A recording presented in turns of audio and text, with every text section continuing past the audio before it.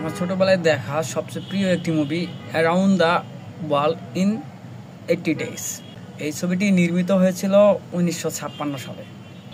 এই ছবিতে অভিনয় করেছিলেন ডেভিড নিভান ও কান্টিন ফ্লাশ।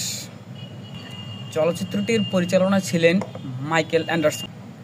183 মিনিটের এই চলচ্চিত্রটি অস্কারও জিতে নেয়। সবচেয়ে মজার ব্যাপার কি জানেন? এই চলচ্চিত্রটির একটা অংশ দৃশ্যায়িত হয়েছে আমাদের বাংলাদেশে। বাংলাদেশের সিলেট বিভাগের মৌলভীবাজার জেলার শ্রীমঙ্গল উপজেলায় এই সিনেমার একটা অংশ দৃশ্যায়িত হয়। 1956 সালে বাংলাদেশ যে কতটা সুন্দর ছিল একটা